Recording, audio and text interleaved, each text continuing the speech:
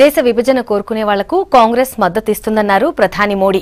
ఒడిషా, ఛత్తీస్గఢ్లో ప్రచారం చేసిన మోడీ తనపై రాహుల్ చేస్తున్న వ్యాఖ్యలపై మండిపడ్డారు.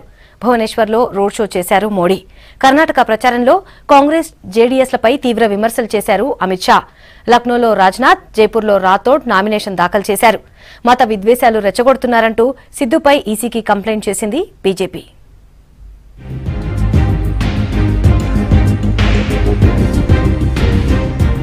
మోడీ పేరుతో ఉన్నవారందరూ దొంగలే అంటూ కాంగ్రెస్ అధ్యక్షుడు రాహుల్ గాంధీ చేసిన వ్యాఖ్యలపై ప్రధాని నరేంద్ర మోడీ ఆగ్రహం వ్యక్తం చేశారు. కాంగ్రెస్ చీఫ్ ఆ పదజాలాన్ని వాడడం తగదని మండిపడ్డారు. ఛత్తీస్గఢ్లో ఎన్నికల ర్యాలీలో పాల్గొన్న ప్రధాని నక్సలైట్లతో పాటు దేశాన్ని విభజించే వాళ్లతో కాంగ్రెస్ చేయి కలుపుతోందని ఆరోపించారు. సాయుధ బలగాలకు ఉన్న ప్రత్యేక అధికారాలను తొలగించి బలహీనపరచాలని ఆ పార్టీ భావిస్తోందన్నారు. जो यहाँ हो रहा है वो कांग्रेस द्वारा नक्सलियों का हौसला बढ़ाए जाने की वजह से ही हो रहा है। भाइयों बहनों, आखिर ये कैसी राजनीति है?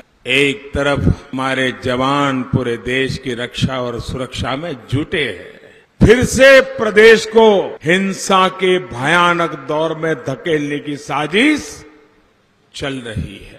माओवादियों के इन समर्थकों से आपको सावधान रहने की जरूरत है.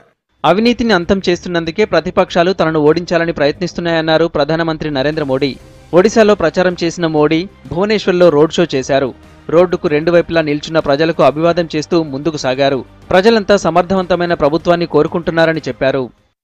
एक ऐसा विपक्ष जो सुबह शाम झूठे आरोप लगा रहा है, जिसके पास देश को कहां ले जाना है, देश को कहां पहुंचाना है, इसका कोई विजन नहीं है.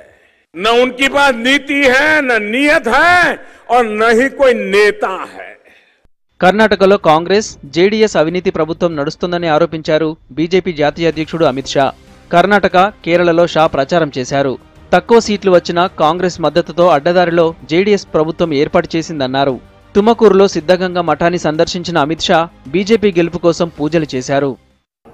जिस पार्टी को सबसे कम सीट मिले उसके मुख्यमंत्री को बैठाने का काम एक कांग्रेस पार्टी ने कर पीछे से रिमोट से भ्रष्टाचार करा रहे. शर्म आनी चाहिए, शर्म. जिस जनता ने उनको चुनकर भेजा उसकी जगह कांग्रेस को आभार व्यक्त करने वाले मुख्यमंत्री ने मुख्यमंत्री पद की गरिमा को नीचे उतारने का काम किया. లక్నోలో నామినేషన్ వేశారు కేంద్ర హోంమంత్రి రాజ్నాథ్ సింగ్. అంతకుముందు లక్నోలో భారీ ర్యాలీ నిర్వహించారు. మాజీ ప్రధానమంత్రి వాజ్పేయి ఆశీస్సులతో లక్నోను వరల్డ్ క్లాస్ సిటీగా మారుస్తానన్నారు. आगे भी आप सबकी शुभकामनाएं रहेंगी.